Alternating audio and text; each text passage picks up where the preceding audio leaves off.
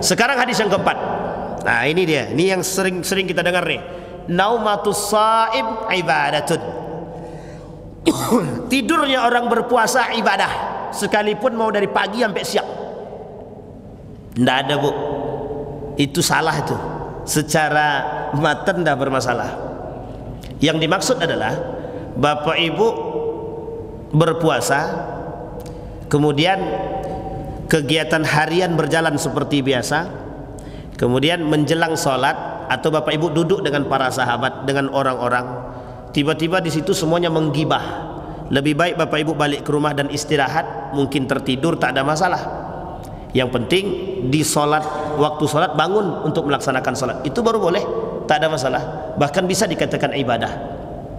Kemudian yang dimaksudkan dikatakan ibadah itu ketika menghindari tidur, menghindari dari perbuatan-perbuatan maksiat, itu baru betul.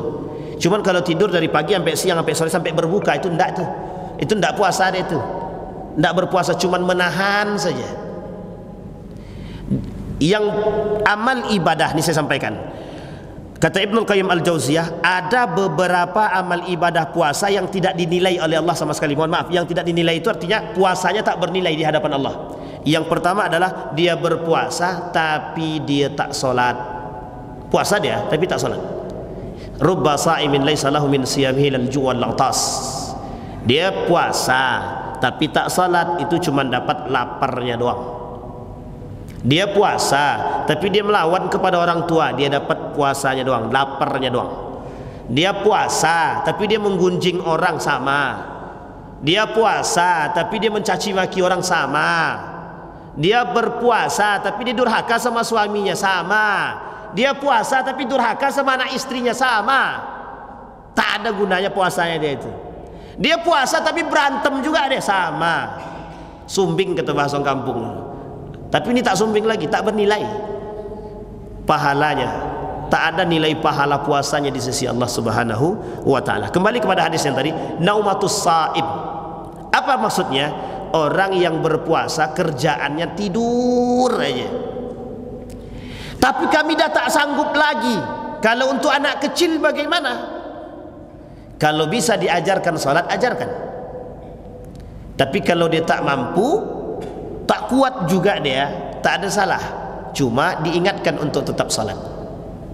Tak ada masalah, tapi tetap diingatkan. Jangan salat dia tak salat tapi dia dipaksa untuk puasa. Salat tak dipaksa, puasa dipaksa. Puasa itu sebulan sekali. Salat setiap hari. Setiap waktu kita salat 5 kali dalam sehari. Artinya kedua-duanya sama-sama wajib dan sama-sama diajarkan. Kedua-duanya sama-sama diajarkan. Kalau puasa, sekalipun kalau dia tak mampu, sakit dia, boleh kok. Tapi solat tidak. Sakit kali dia, tetap solat. Mau sekarat kali dia, tetap solat. Nah, itu bedanya solat dengan puasa. Kalau puasa sakit dia, boleh diganti di hari yang lain. Namanya qada. Baik. Wasumtuhu tasbih. Tidurnya orang berpuasa adalah ibadah, diamnya adalah tasbih. Sekarang pertanyaannya, dia diam tapi hatinya bermaksiat, tasbih juga? Tidak bisa. Yang dimaksud dengan diamnya tasbih adalah ketika dia diam, menahan mulutnya untuk tidak berbicara kotor, bernilai pahala. Datang seorang laki-laki kepada Nabi. Apa kepada laki-laki tadi? Ketika seseorang itu melakukan maksiat, hallahu wizrun, apakah baginya dosa? Betul kata Nabi, dosa. Sekarang ada orang yang menahan diri melakukan ibadah, apakah bagi mereka pahala?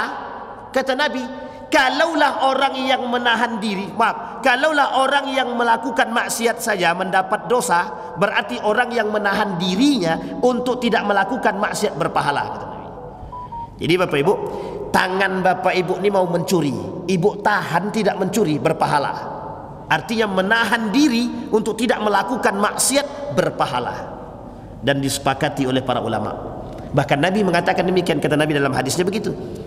Kalaulah orang yang durhaka, orang yang bermaksiat saja, ketika mereka melakukan dapat dosa, apatah lagi ketika mereka mampu menahan diri untuk melakukan maksiat, mesti dia berpahala. Tapi yang dimaksud dengan hadis ini adalah diamnya, yang dimaksud diam dalam menahan diri untuk tidak berkata kotor, tidak mencaci maki, tidak rafas, tidak melakukan perbuatan yang tidak bermanfaat. Paham sampai sini Bapak Ibu ya? Baik, itu penting.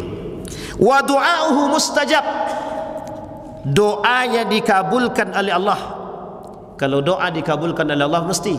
Tak ada doa yang tak dikabulkan oleh Allah. Tidak ada doa yang tidak dikabulkan oleh Allah. Apalagi orang-orang yang berada di dalam bulan suci Ramadan, doanya insya Allah kuat sekali, mustajab. Cuma tetap yang pengen cepat doanya dikabulkan, ia bersyarat. Kalau dia doa kemudian diragu, jangan haraplah. Ya Allah, aku pengen naik kelas, tapi kayaknya nggak mungkin ya Allah. Itu tak akan mungkin Allah kabulkan tuh. Kalimat kedua itu yang dikabulkan oleh Allah, yang tak mungkin tadi. Jangan ragu dengan doa. Wa amaluhu mudha'af, dan semua amal ibadahnya dilipat gandakan.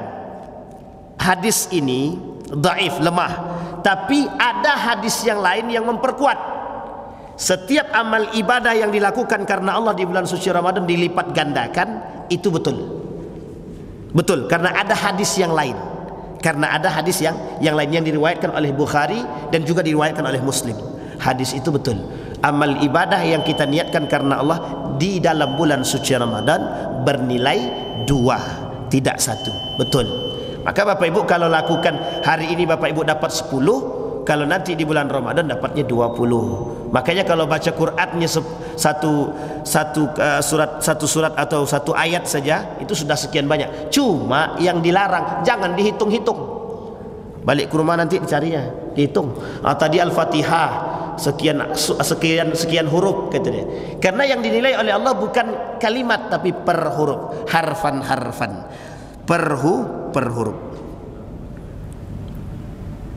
Baik. Hadis yang terakhir, sebenarnya banyak, ada 12 hadis tapi kita coba simpulkan yang terakhir, kita tambah yang terakhir, yang kelima. As-saim fi ibadatin wa in kana raqidan ala firashihi.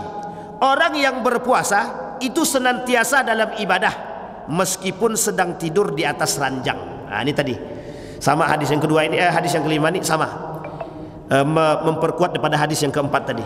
Tetap Bapak Ibu, sekalipun dia berpuasa kerjaannya cuma baring-baring aja di atas kasur, artinya begini sebenarnya Nabi mengatakan dalam bulan puasa itu perbanyak aja amal ibadah. Tak mampu amal ibadah zikir, tak mampu sholat, sholat sudah, zikir sudah, kurang juga lagi perbanyak sedekah. Tak mampu juga sedekah, perbanyak berhusnuzon kepada orang lain. Tak mampu juga, perbanyak kalimat thayyibah. Tak mampu juga, jangan berburuk sangka. Dah selesai. Tak mampu juga, mati je lah. Tak ada lagi yang dibuat. Gitu Pak ya. Artinya adalah Nabi mengatakan begini.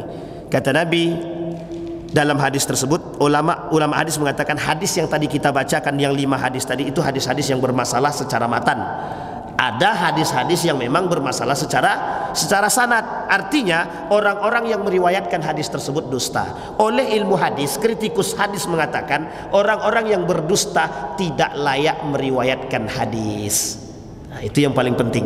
Oleh karena itu Bapak Ibu, kita penting mengetahui ilmu-ilmu sebelum datangnya bulan suci Ramadan, agar mohon maaf kita tak salah kaprah. Kita ambil contoh salah kaprah itu begini. Hadis sebenarnya saya tidak tahu apakah ini hadis atau hadis dhaif.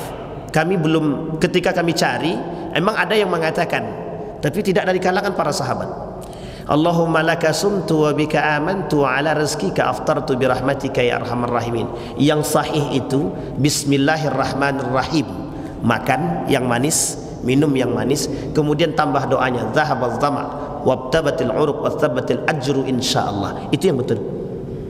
Tapi yang Allahumma laka sumtu tadi, tak ada hadis yang mengatakan itu betul. Sebagian ulama mengatakan hadis itu, kalaupun hadis itu dhaif, lemah. Kalaupun ada, lemah banget. Begitu Bapak Ibu. Sebenarnya ada perkara-perkara yang memang di dalam bulan puasa kita nilai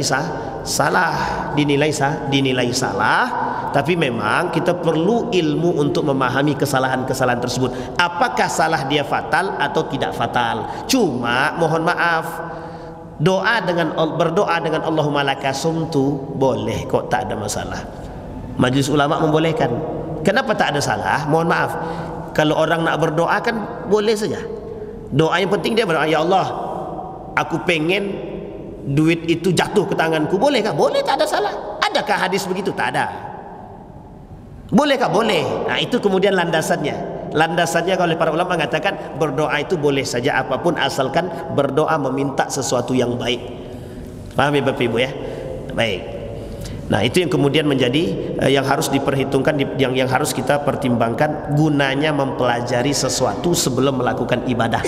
Karena tak sama nilainya orang yang melaksanakan puasa dengan ibadah dan melakukan puasa ibadah dengan ilmu dan tak berilmu tak sama, karena derajatnya mesti berbeda. Saya kira itu saja. Mudah-mudahan kalau ada nanti kesempatan kita kaji lagi. Masih ada beberapa hadis yang memang banyak yang belum kita kaji. Mudah-mudahan ada waktu untuk bisa kemudian kita kaji kembali.